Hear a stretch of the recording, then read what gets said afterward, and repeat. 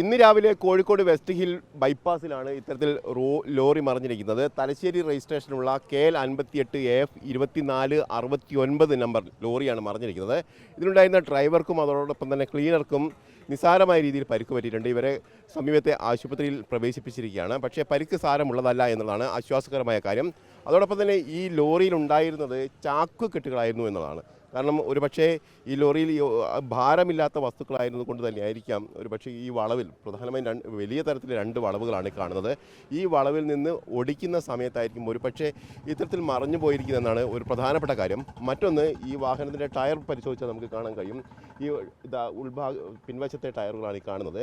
ഈ ടയറുകൾ ചുറ്റും വെണ്ട് കീറിയിട്ടുണ്ട്. അതായത് ഇത് പൊട്ടിയിട്ടുണ്ട് എന്ന് വേണം നമുക്ക് മനസ്സിലാക്കാൻ.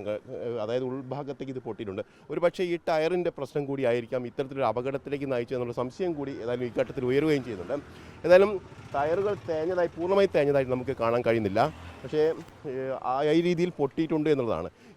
ഇതിൻ്റെ അകത്തുള്ളത്, ഈ വാഹനത്തിനകത്തുള്ളത് ചാക്കുകെട്ടുകളാണ്. കാരണം സാധാരണ ചാക്കുകെട്ടുകളാണ്, ചാക്കുകൾ മാത്രമാണ്. അതുകൊണ്ട് ഭാരം വളരെ കുറവായിരുന്നു. ഇത്തരത്തിൽ വളവ് ഒടിച്ചിരിക്കുന്ന ആ ഘട്ടത്തിൽ, തിരിച്ചും മറിച്ചും ഒടിച്ചിരിക്കുന്ന ഘട്ടത്തിൽ മറിഞ്ഞു പോകാനുള്ള സാധ്യത ഉണ്ടാവാം. ഒരുപക്ഷെ വാഹനം അമിത വേഗതയിലായിരിക്കാനുള്ള ഒരു സാധ്യത കൂടിയുണ്ട് എന്നതാണ് ഇത്തരത്തിൽ ഒടിക്കുമ്പോൾ മറിയാനുള്ളൊരു പ്രധാനപ്പെട്ട കാര്യം. മറ്റൊന്ന്, നമുക്ക് ഈ സ്ഥലത്തെക്കുറിച്ച് പറയുകയാണെങ്കിൽ, ഇത് നമുക്കറിയാം, പണ്ട് വെള്ളാനകളുടെ നാട് എന്ന് പറയുന്ന ആ സിനിമയിൽ പപ്പു ഇപ്പം ശരിയാക്കി തരാം എന്ന് പറയുന്നൊരു സ്ഥലമുണ്ട്. ആ സ്ഥലവും ആ വീടുമൊക്കെയാണ് ഈ കാണുന്നത്.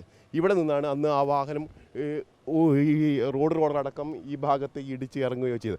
അതിനുശേഷം നിരവധി അപകടങ്ങൾ ഉണ്ടാകുന്ന ഒരു വളവ് കൂടിയാണ് ഇത് എന്നതാണ് ഏറ്റവും പ്രധാനപ്പെട്ട കാര്യം. അതായത് റോഡിൽ രണ്ട് വളവുകൾ കൃത്യമായി വരുന്ന സമയത്ത് അത് തിരിച്ചും മറിച്ചും ഓടിക്കുന്ന ഘട്ടത്തിൽ അപകടങ്ങൾ നിത്യസംഭവമായിരുന്നു. പക്ഷേ സമീപകാലത്ത് റോഡിൻ്റെ വീതിയൊക്കെ കൂട്ടിയതിന് ശേഷം അപകടങ്ങളുടെ എണ്ണം കുറയുകയൊക്കെ ചെയ്യുകയും ചെയ്തിരുന്നു. പക്ഷേ ഇപ്പോൾ വീണ്ടും ഒരു ലോറി കൂടി ഇവിടെ മറിഞ്ഞിരിക്കുന്നു എന്നുള്ളതാണ്.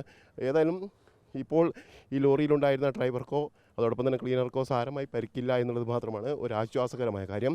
അതോടൊപ്പം ലോറി ഇവിടുന്ന് ഉയർത്താനുള്ള ശ്രമമാണ് ഇപ്പോൾ പോലീസിൻ്റെ ഭാഗത്ത് നടക്കുന്നുണ്ട്. അതിനുവേണ്ടി ക്രെയിൻ അടക്കം കൊണ്ടുവരുന്നുണ്ട്. പ്രധാനമായും ഗസ്റ്റ് ഹൗസിന് സമീപത്തുള്ള റോഡായതുകൊണ്ട് തന്നെ നിരവധി വാഹനങ്ങൾ ഈ ഭാഗത്തേക്ക് വരുന്നുണ്ട് എന്നോടും അതുകൊണ്ട് തന്നെ ഗതാഗത പ്രശ്നങ്ങളൊക്കെ ഉണ്ട്. അതോടൊപ്പം തന്നെ ആംബുലൻസുകളടക്കം ഈ ഭാഗത്ത് കൂടിയാണ് പോകുന്നത്. അതുകൊണ്ട് തന്നെ ഈ ലോറി പെട്ടെന്ന് നീക്കിയാൽ മാത്രമേ ഗതാഗതം സുഗമമാക്കാൻ കഴിയും.